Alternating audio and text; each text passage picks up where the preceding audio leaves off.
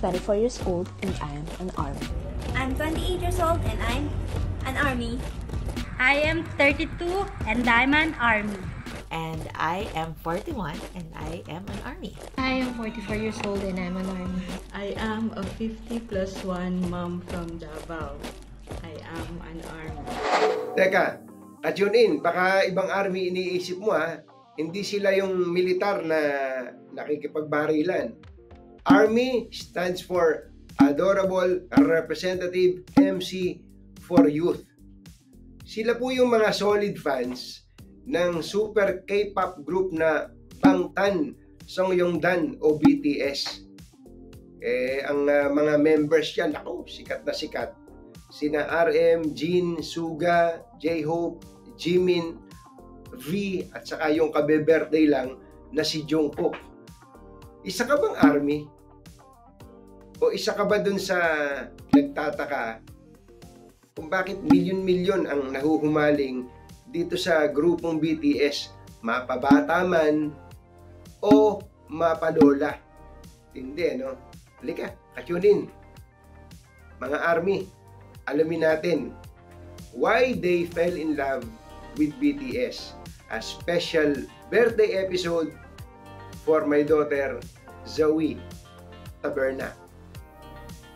Maalala nyo pa siguro, kamakailan lamang, aking ipinost ang makabagbag damdaming essay ni Zoe tungkol sa kanyang pagmamahal sa grupong BTS. Aba, matindi. Matinding-matindi. Hindi ko inasahan na magkakaroon ng libu-libong reactions at saka, kung di ako nagkakamali, umabot sa 23,000 shares ito pong post ko na to. Ito po ang ilan sa mga highlights ng kanyang sinulat. Besides the fact that they are very talented individuals that give entertainment, they have actually helped many people, including me, in a lot of ways. Every song that they have has a deep and touching meaning. Each one of them is different.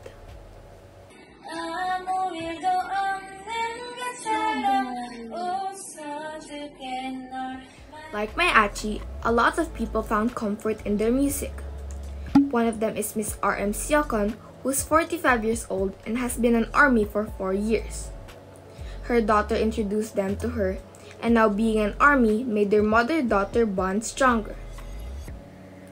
They also have songs that say that it's okay to cry or get hurt, but that doesn't mean that we are weak. Like Miss Karen Monteverde, a 37 years old army and a single parent, BTS saved her from her depression. Nabanggit din po ng anak ko sa kanyang essay ang mga katagang ito.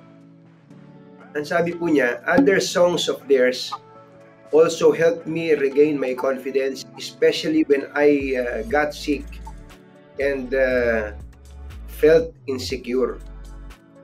Nakabagbag damdamin, ano? Talagang tumatago sa puso eh. Katulad po ni Zoe, isa sa mga army ang natulungan, hindi lang po ng BTS, kundi ng kapwa nila army. Isa pong pagsubok sa kanyang buhay ang hindi niya makakalimutan dahil sa tulong ng army family, ito ay kanyang nalampasan. At makakahuntahan po natin ngayon ang 53 years old na army, si Ate Ruby Sanchez. Yan, Ate Ruby. Gandang umaga po.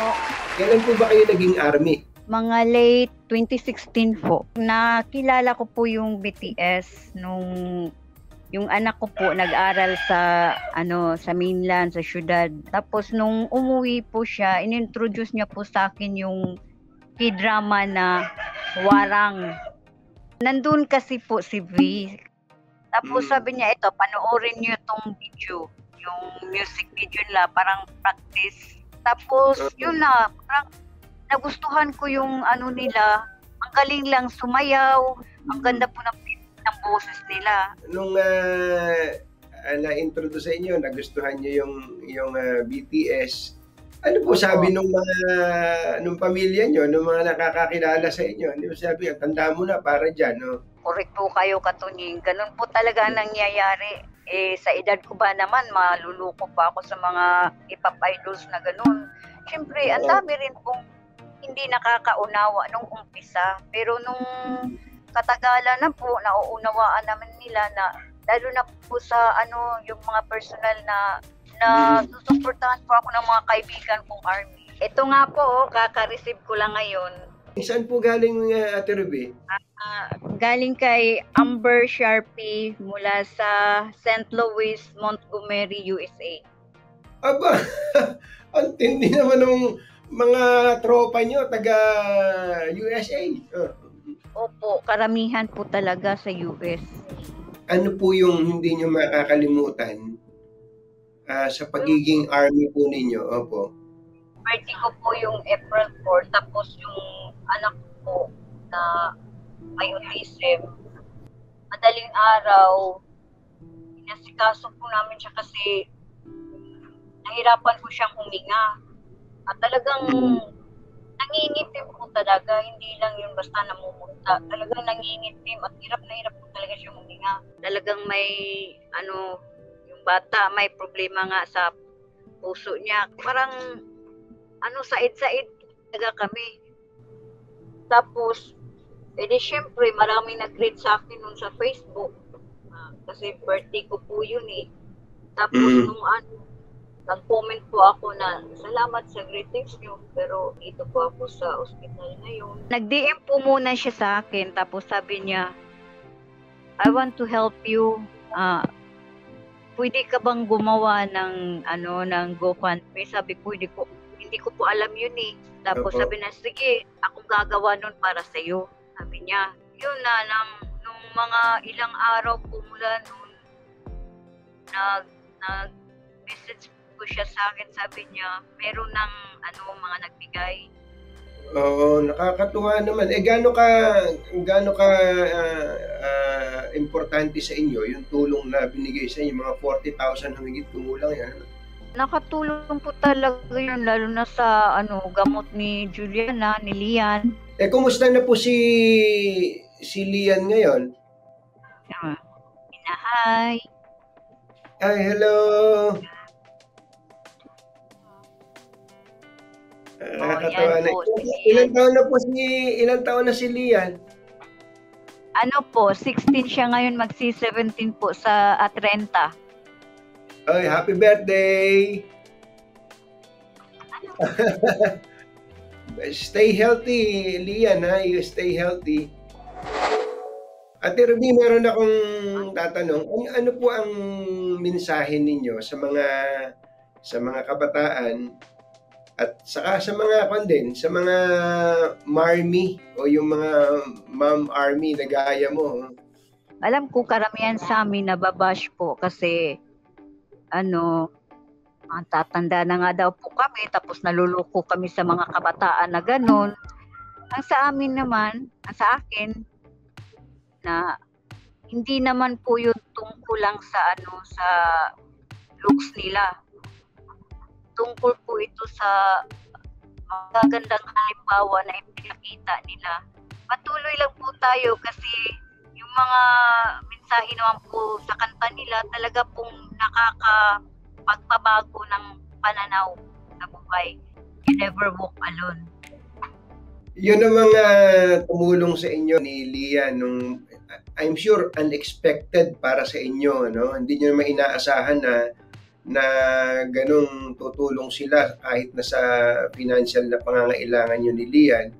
Ano po ang gusto niyo sabihin sa kanila? Opo. To all army moms or army dads, I would like to say thank you dahil ang dami niyo po talagang nagawang mabuti para sa amin, lalo-lalo na sa kaibigan na talaga na-provide ko po yung pangangailangan niya. Thank you po talaga ng marami. Ano po yung favorite song ninyo na may may meaning para po sa inyo sa buhay niyo? Life goes on po. Life goes on po. Life goes on. Kantahin nyo ngayon, sample. Wala may sample dyan. Like an go in the forest, harugado na ugachi. Ayos mo. Hindi, sobrang na-amaze ako sa inyo, Ate Ruby, grabe. Talagang you are a true-blooded army, ika nga, ano? Zoe, nagpapasalamat ako sa iyo kasi sa ginawa mong essay, mas nadadagdagan rin yung yung pagkakaunawa at kaalaman ko tungkol sa BTS. Thank you talaga sa ginawa mong essay kasi alam ko marami rin ang natatouch doon kasi shinare ko rin yun eh. Zoe, continue your passion in loving BTS kasi alam ko nakakatulong sila sa iyo. Yung message talaga ng BTS ay love yourself. Happy birthday, Zoe! Urahe! Hindi lang po mga ordinary citizens ang nahuhumaling sa kasikatan ng BTS. Maniwala kayo, pati mga celebrities na hinahangaan natin, aba, nakikipila na rin at sila yung mga certified true-blooded army. At isa po dyan ay ang isa po sa ating idols, si Jed Madela. Naku, idol talaga to. Jed, kumusta ka na? Thank you. Hello po, Kataning. Hello po. Thank you very much for having me here. Okay naman po ako. Nag-enjoy naman po sa buhay. Wow. Kailan ka ba naging army o BTS diehard? Nagsimula nung pandemya lang talaga.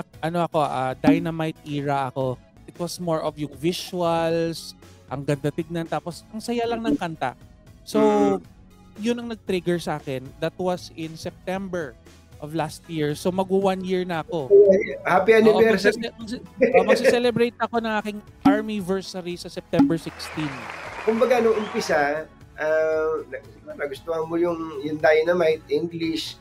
Pero ang tanong dun, Jed, bakit ka na in love sa BTS? More than the songs, more than yung mga kanta nila at mga music videos nila. One particular scene na napanood ko na sobra akong na-touch nung may concert sila tapos namimigay sila ng flyers nila kasi hindi sila kilala ng mga tao.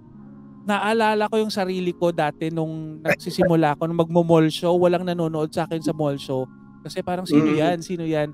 At naalala ko yung manager ko, yung tita ko, tito ko, namimigay ng flyers ko habang kumakanta ako sa stage.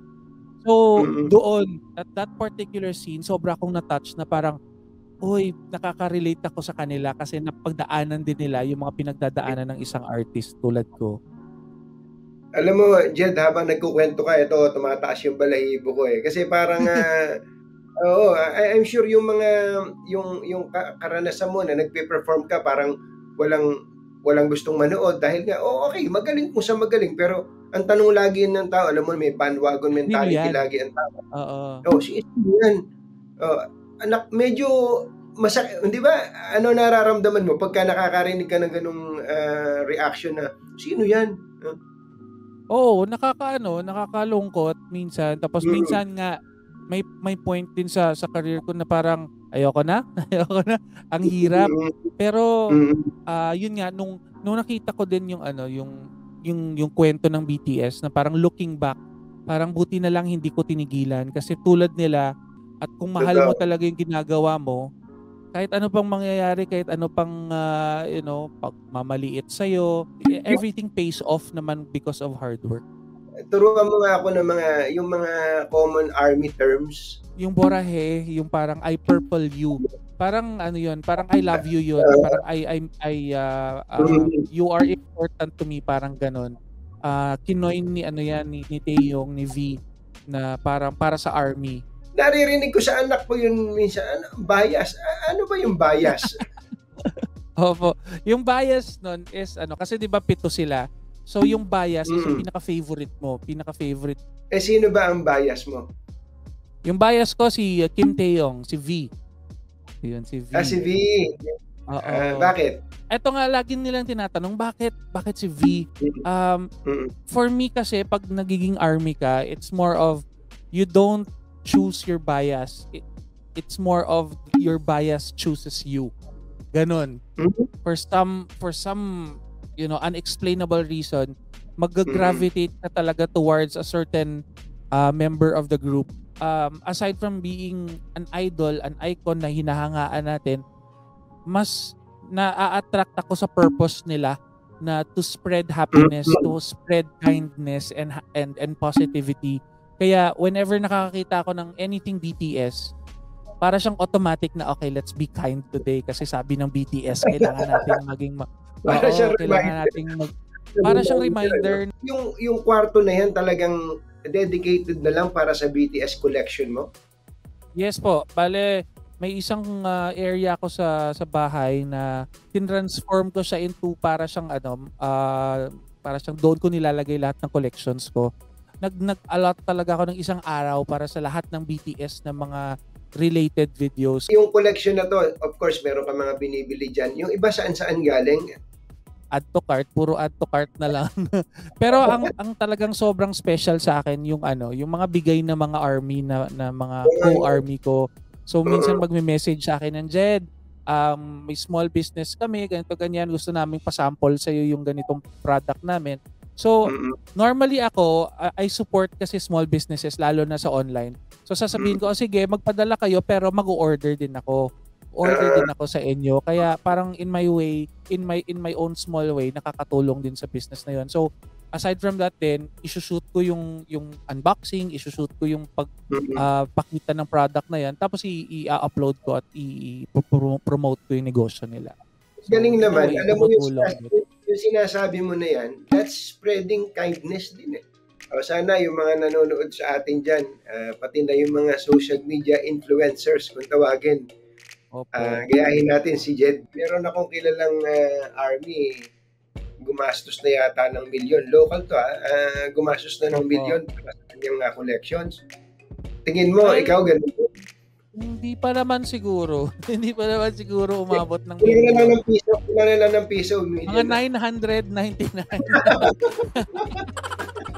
Yun. Pero more ako kasi more than the actual value, it's more of kung ano yung kanyang importance sa akin. Yung kanyang importance na whenever I see it, whenever nakikita ko, napapasaya. So napapasaya ako.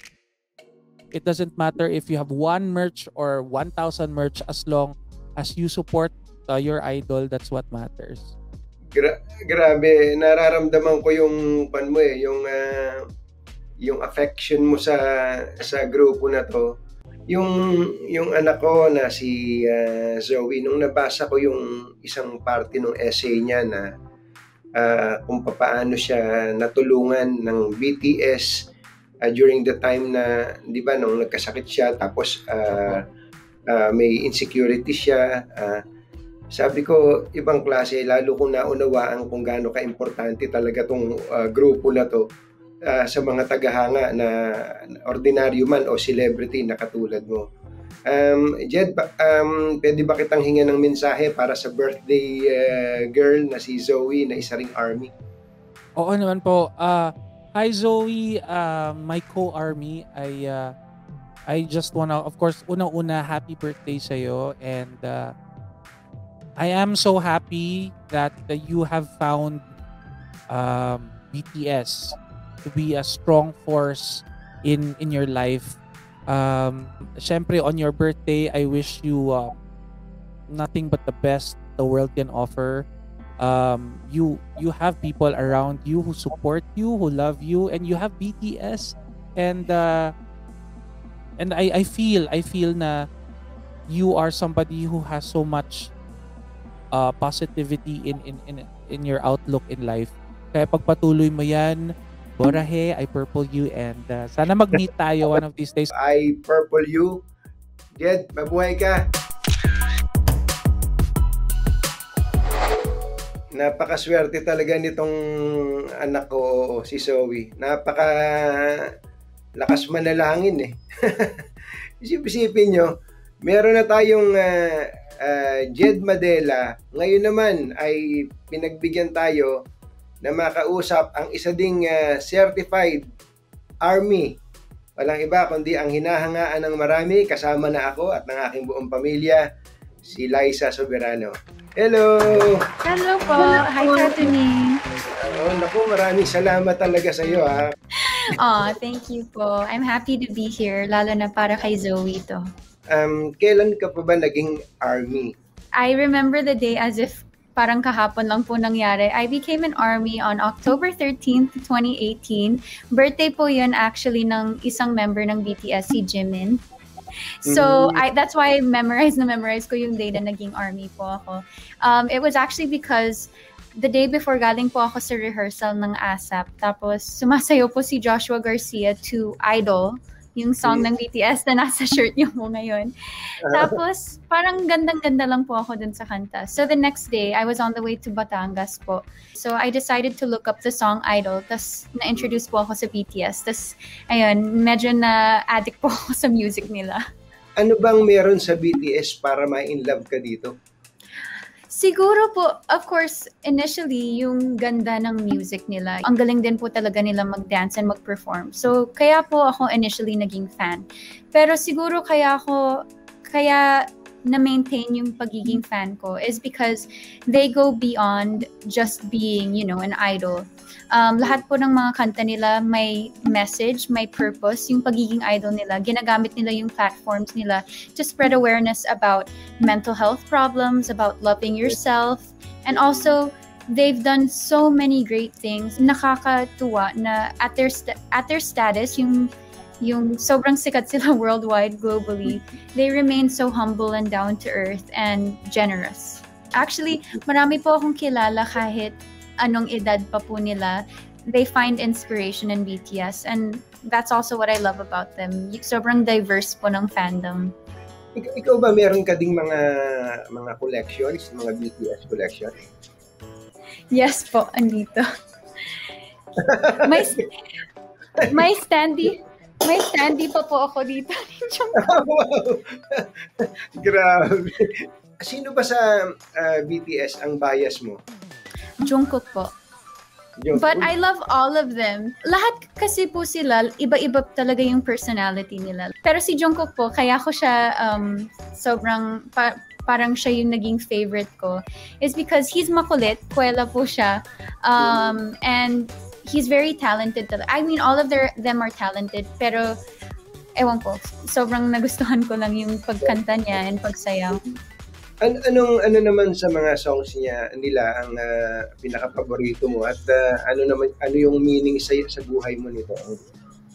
Siguro ang pinaka-favorite song ko is Save Me by BTS.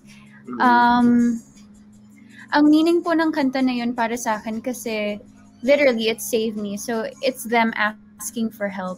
I think ang napulot ko pong parang magandang message from that song is no matter who you are, we all face problems in our lives. Pero iba-iba yung pag-take natin ng pain or ng mga pinagdadaanan natin. Iba-iba tayo. And I guess in that song, they teach us how to accept the reality that sometimes we are vulnerable and sometimes it's okay to ask for help. Totoo yun. Kaya nga, ang sabi nga nila, yung purpose ng BTS sa buhay ng mga naniniwala sa kanila, yun ang talagang we really appreciate. Meron ka bang encounter sa kanila? Nagkausap ba kayo ng personal ng BTS? Never ko pa po sila nakita up close and in person. Hindi ko pa po sila nakausap or anything. That's my dream. Pero hindi pa po siya nangyayari. Kung sakali na magkakausap kayo ng BTS, ano sasabihin mo sa kanila?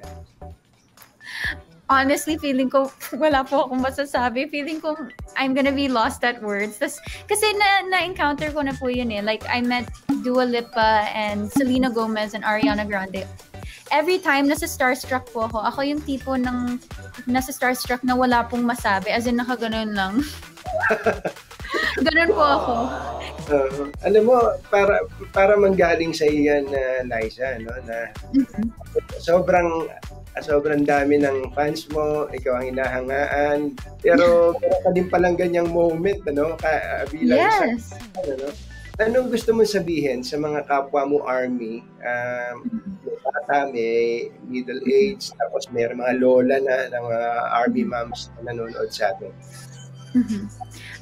First of all, I just want to say thank you, of course, to the BTS Army for welcoming and accepting me.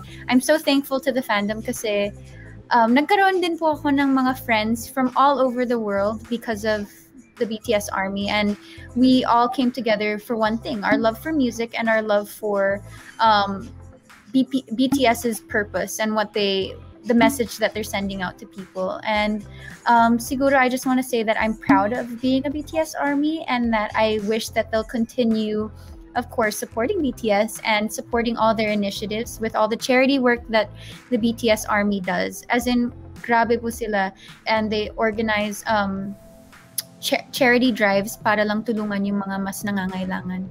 So keep up the good work. Sobrang kind-hearted talaga, inspiring yung mga batang to, no? Gusto ko lang mag-request sa iyo ng isang message para kay Zoe.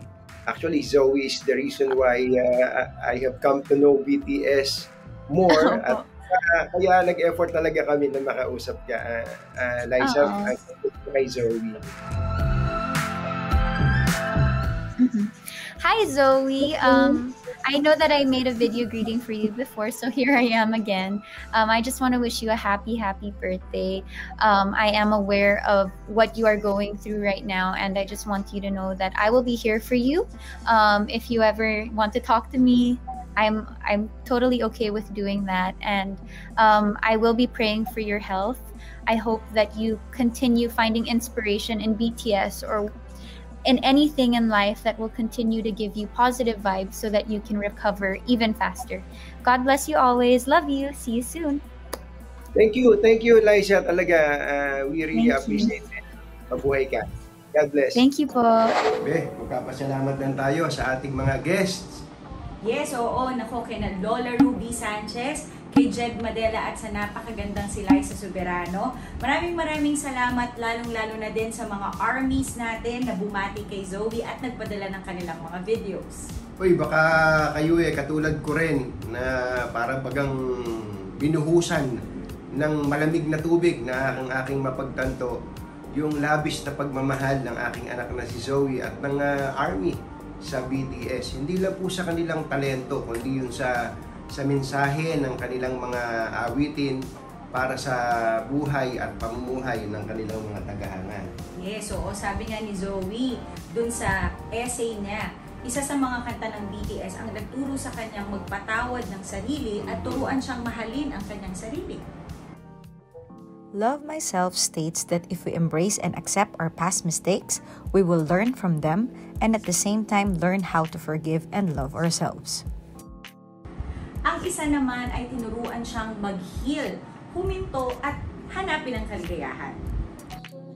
Magic Shop also says that if we are sad or hurt and need to heal, we can enter their magic shop and together we'll find happiness again. Lumalaki po ang ating mga anak sa panahon na kakaibang-kakaiba kaysa dun sa nakalakhan natin, ika nga. Kaya kailangan po nila ng suporta at pangunawa sa mga bagay na nakabubuti sa kanila. Pagka ganun, todo-todo tayo sa kanilang pangangailangan. Huwag yung kontrabida. Support lang natin sila. Yes. Alam mo, hindi lang yung mga kabataan ang nahuhumaling, lalo-lalo na sa BTS at iba pang mga K-pop idols. Marami din ang mga mommies o mga marmies, mga armies at mga nunas na talagang nagpa-fangirl din, lalo na nga sa BTS. Kaya, sabi nga ng anak ko sa kanyang essay, I will continue to love and support them. In the many things I do, I don't see them as a distraction, but as an inspiration. At sana, ganun din kayo. Again, anak, happy birthday sa'yo. Nandito lang kami ng iyong Daddy Tony para suportahan ka. Lalo na ngayon na mas naintindihan na namin kung bakit ba talaga love na love mo ang BTS. Kaya naman, suportado ka namin at gusto ko lang malaman mo na proud kami sa'yo. Lalo na pag kinakanta mo in Korean at sinasayaw mo talaga yung mga dance steps ng iyong mga idols. So, we love you, anak! We love you, Zoe. Basta tatandaan mo, Zoe, nandito kami ng mami mo, ng kapatid mo, at lahat ng nagmamahal sa iyo. No? Andito kami all the time. At saka sa mga paglalakbay mo, mga pangarap mo, huwag mong isipin kahit kailanman na ikaw ay nag-iisa. Mahal na mahal ka namin, anak. Love you! Happy birthday! Purple heart! Love for Zoe! Yeah! Bye! Happy weekend! Woo!